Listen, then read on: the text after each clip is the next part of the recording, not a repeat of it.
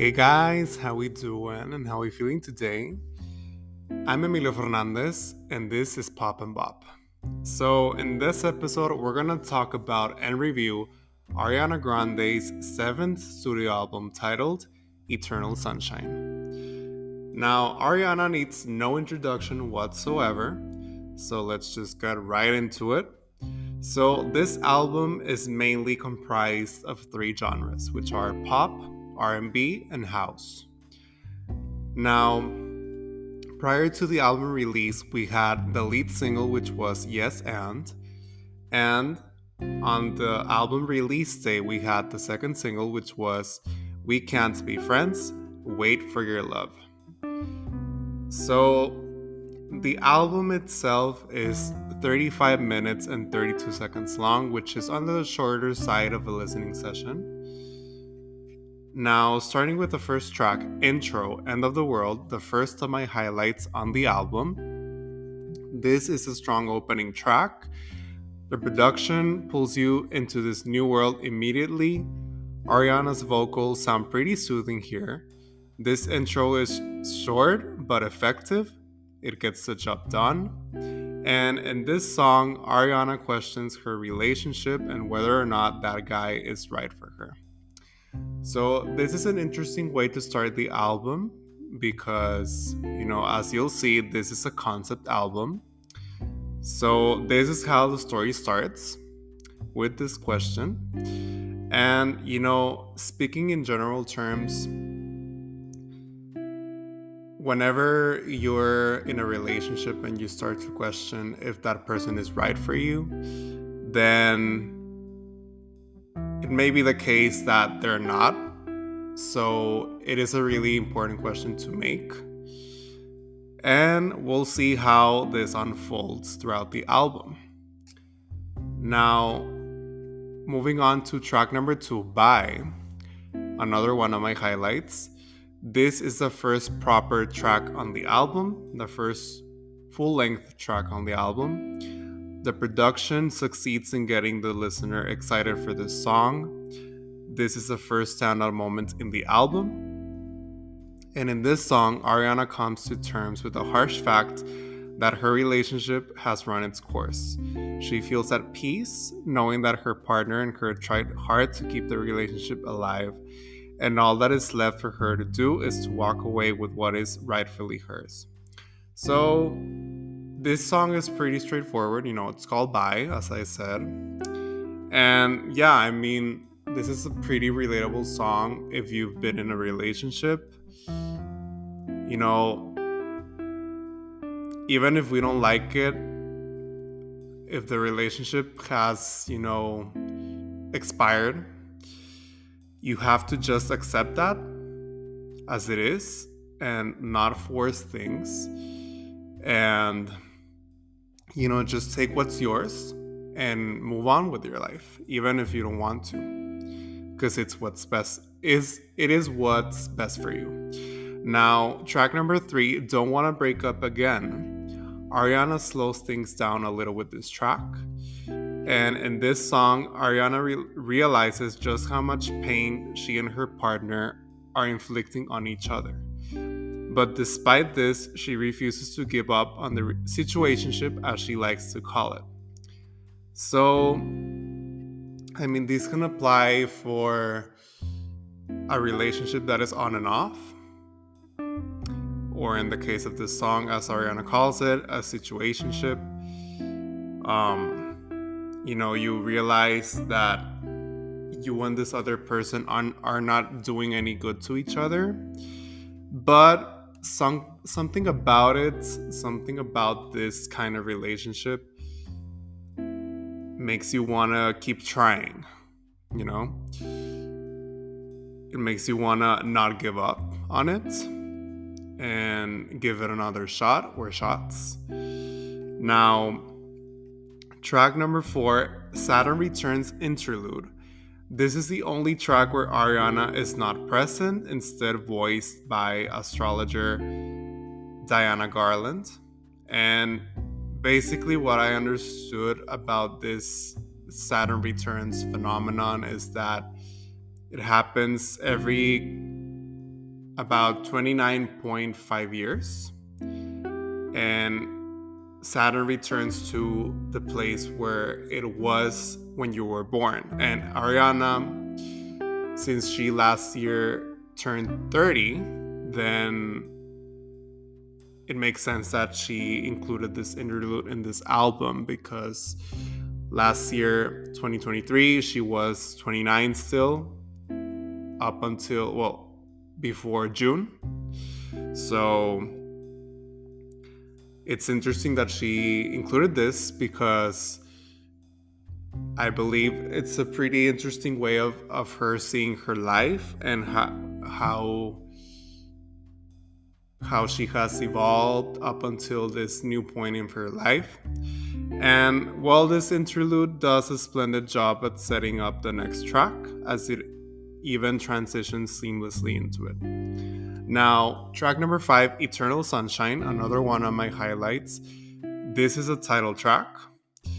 The production matches the title wonderfully, even going as far as giving the song a dreamy sound and feel, reminiscent of the Sweetener album. And in this song, Ariana faces her partner's infidelity and wonders how their situation will play out. She feels betrayed as she opened up to this guy and showed him what she was all about, down to the darkest parts, and he just played her like some sort of fool. She tries to forget about the whole thing as she has found someone new who she sees as a truly good guy. So, this album the title comes from I believe it's 2004 when this movie came out. It's Eternal Sunshine of the Spotless Mind, starring Jim Carrey and I believe Kate Winslet. And so, in the case of this song, it's a pretty harsh thing to find out that your partner's cheating on you, and you wonder how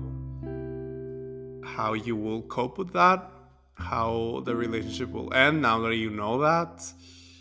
And obviously you feel that you've been played for, and you showed this person what you were all about, and even the uglier parts or the ugliest parts, and still it wasn't enough. You think that you did it all for nothing. It was all in vain. But you try to forget the whole thing because you found someone new who you think is actually good for you. They're not a toxic person.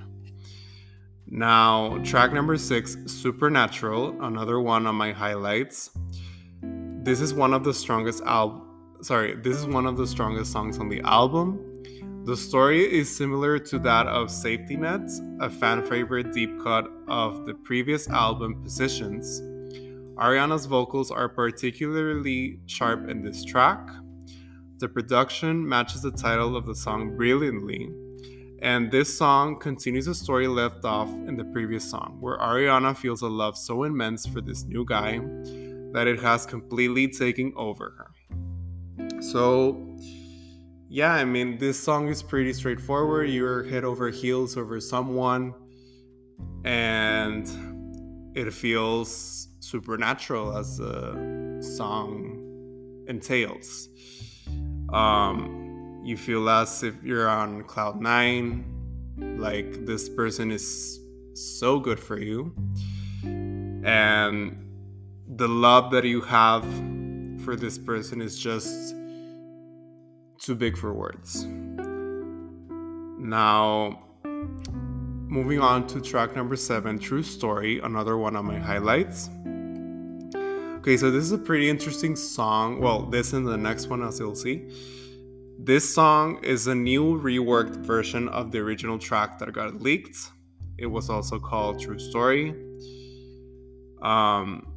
This track serves as a precursor to the following one. This song and the next one are like a two-parter. Even though this whole album is a concept album, these two songs in particular are like a two-parter.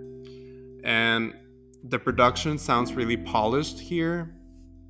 I think it's a it's a song that has the most polished and crisp production out of the whole album. This is a new installment in Ariana's Bad Girl Anthems catalog. In that catalog, there's also Break Up With Your Girlfriend, I'm Bored, the closing track on the fifth album, Thank You Next. And in this song, Ariana claps back at the media and its twisted narrative of her. She knows well by now that they make up stories about her relationships. In this case, her divorce, and her divorce that was finalized last year in 2023, and her new relationship. And her personal life and overall just love. Sorry. So, as I'm saying, they make up stories about her relationships and her personal life, and overall, the media just loves to vilify her, paint her as the bad guy. So she plays into that negativity and the narrative and agrees to play the part of the bad guy in the story, as she doesn't have time to stoop to her level with her insanely busy schedule. So this is a pretty interesting song because it's been known that Ariana, as big as a star as she is, one of the biggest stars, I would say, in the world, in the pop music scene. Obviously, the bigger you are, the bigger name you have, the more they're gonna talk about you, the good and the bad. But in the case of this song, she's talking about the bad. They love to speculate on her love life. So she's like, you know what? If you want me so bad to be the villain, I'll play your villain. I'll be the bad guy in your story. Just, leave me alone. As she is so busy that she doesn't have time to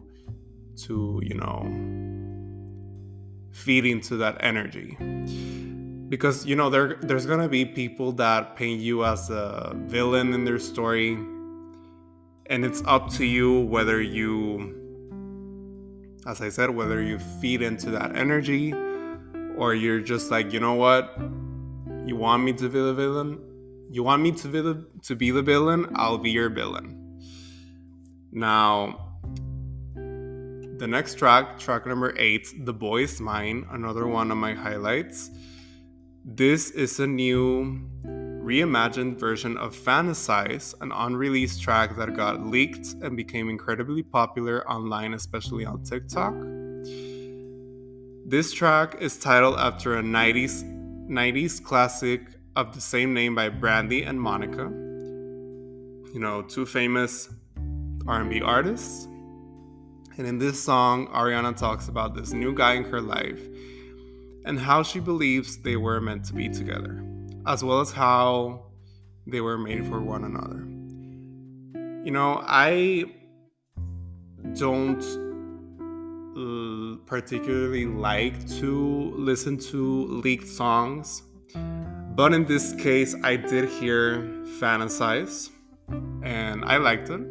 I thought it was a pretty strong pop sound, and it was really reminiscent of the 90s, 90s, early 2000s pop sound.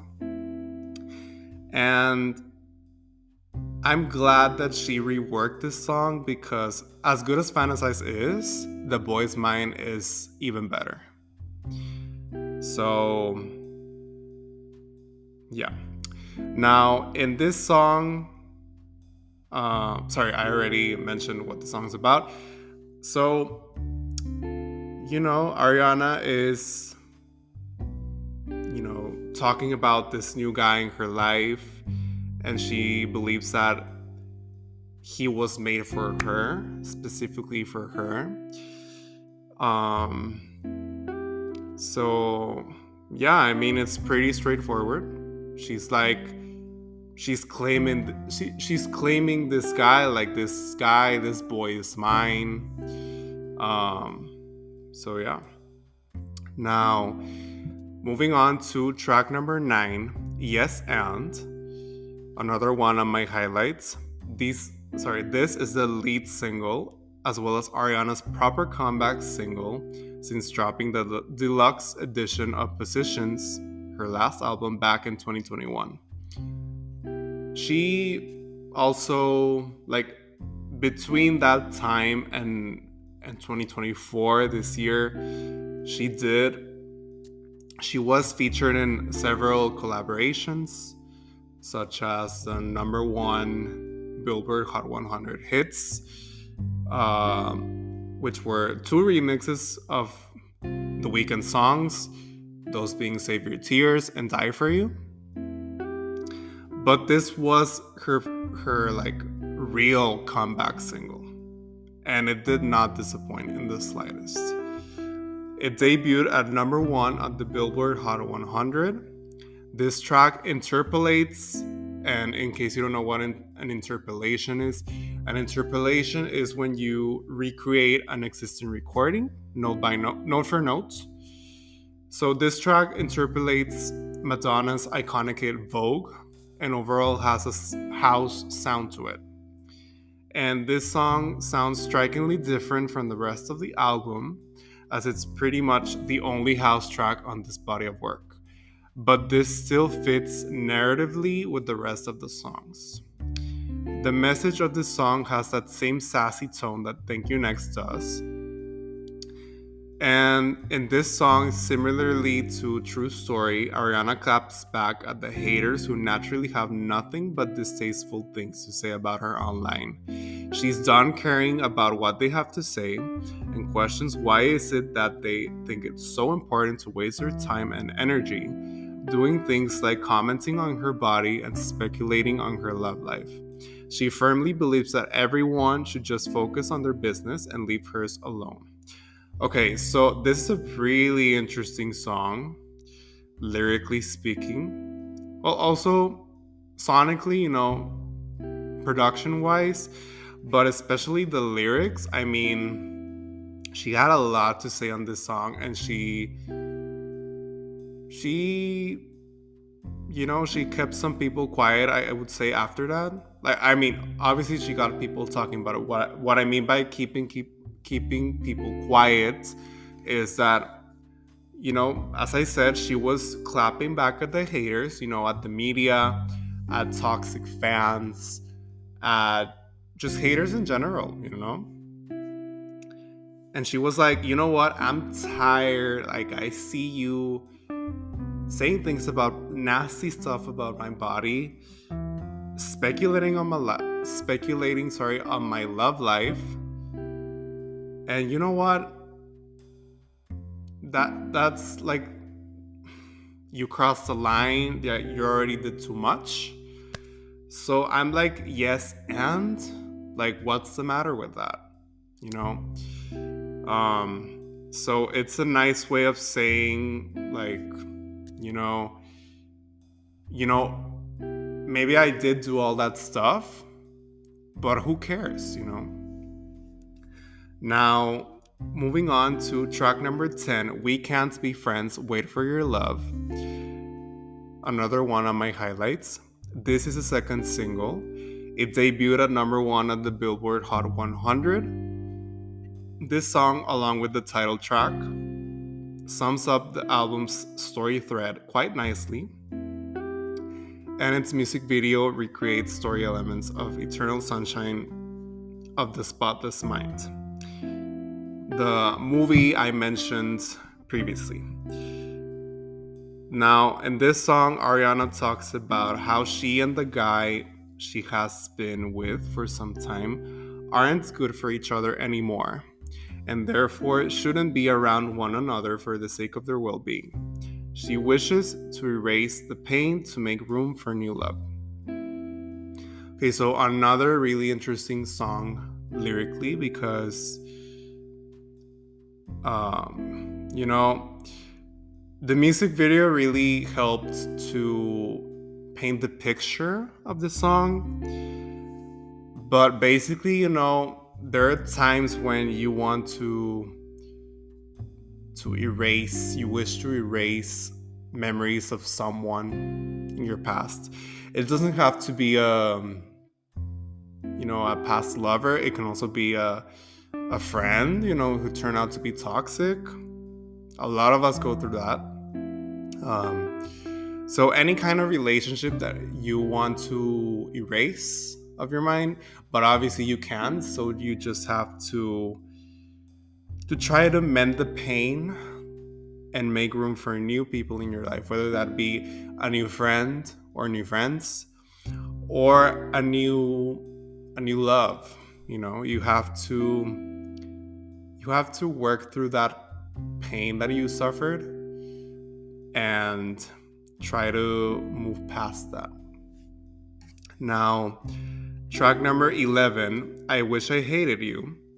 Ariana slows things down with this track. This is by far the saddest song on the album, resembling Ghostin', a fan favorite deep cut of the Thank You Next album. And in this song, Ariana heartbreakingly bids farewell to her partner and hopes that no more suffering comes his way. She wishes that she despised him rather than still have conflicting feelings about him, and that he had treated her even worse, as it would naturally make things much easier for her to close this chapter in her life. So, yeah, I mean, this song is also pretty straightforward because whenever a relationship comes to an end, you wish that you hated that person rather than still have positive feelings and thoughts about that person. Because if you hated that person, if you felt really negatively about them, then it would make things much simpler, obviously, because it would just be like, I hate you and that's it. I don't want you in my life anymore. Goodbye, good riddance. But since it's not that case, then it makes things much harder to wrap things up, Now, track number 12, Imperfect for You. The soft instrumentation gives the song a laid-back sound and feel. And in this song, Ariana has moved past her previous partner and is now with someone new. She acknowledges her flaws, but will love her new partner in any way he needs her to. So this song also pretty interesting because we're all imperfect. That's what makes us human, the imperfections, the flaws. So you may be excited about someone new in your life, a new lover, but you have to be aware, you have to realize that you may not be able to love that person the way you want to because of your baggage, but as long as it meets the needs of that person, then you're good. And that brings us to the final track on this album, track number 13, Ordinary Things, featuring Nona, which is Ariana's grandmother. Now, this is not a very strong closing track, but it's not a bad song by any means. It's actually good.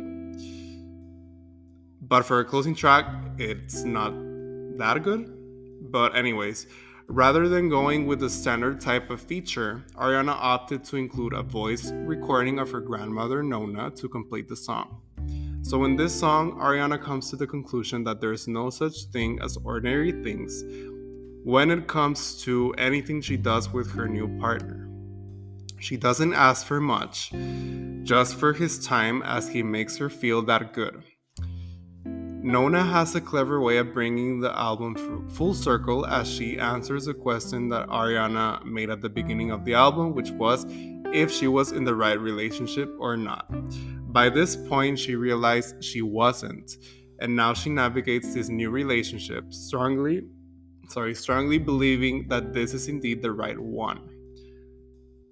So yeah, I mean, this song basically is talking about when uh, you're in a relationship and you feel as if everything you do with that person is not considered normal, but it's rather extraordinary, and you're not asking for a lot. You're not asking for luxury, for diamonds, as the song says, but rather just the time of that person, quality time, bonding time with that person. And yeah, as I said, Nona, instead of singing, she has a nice way of tying this album up really nicely. She's answering the question that was asked by Ariana at the beginning of the album, which was, how can I tell if I'm in the right relationship? And Nona basically says that if you don't feel comfortable doing something as simple as kissing your partner goodnight, if you don't feel comfortable doing that, then just get out. And Ariana ends the album by laughing at that, like she agrees with that. And that's what she did. She ended that relationship and moved on to a new one that makes her feel good. Now, overall, this album is a pretty strong pop album.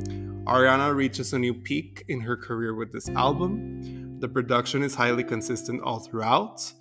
And Ariana made a successful execution of this concept album, truly telling a complete story from start to finish with thought-provoking lyrics. Now, when comparing to this album to Ariana's discography, is this album her best to date? A strong yes. Now, briefly going over her discography, we have her debut album, Yours Truly, which was a pretty strong debut album. Then the second album, My Everything, which was when Ariana made her breakthrough in the mainstream. Now, the third album, Dangerous Woman, was when Ariana, she built upon her previous album with even more pop hits, like Side to Side. Then, with Sweetener, her fourth album, Ariana evolved her sound and her music and filled it with more life and meaning than ever before. Now, her fifth album, Thank You Next, this was the first time, this has been the only time where Ariana made a solo album and the result was extraordinary. And actually, this is a runner-up for best album in Ariana's discography because it's a pretty strong pop album, as is this one. It has no features, and Ariana really proved that she can stand on her own feet. But what gives this album the edge over Thank You Next is that this album feels more personal to Ariana because, she's talking about her divorce and her new relationship.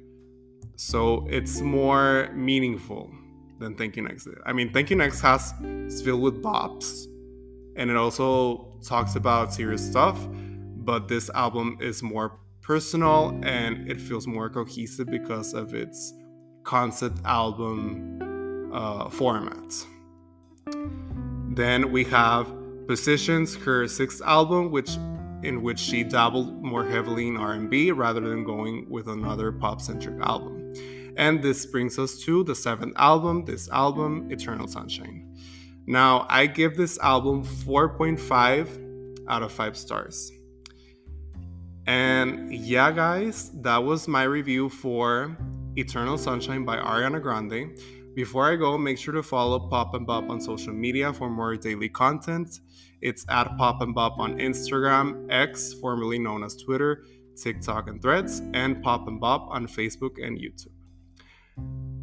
This has been Pop and Bop. I'm Emilio Fernandez. Thank you so much for listening, and I'll catch you next time when we review Beyonce's 8th studio album, Cowboy Carter.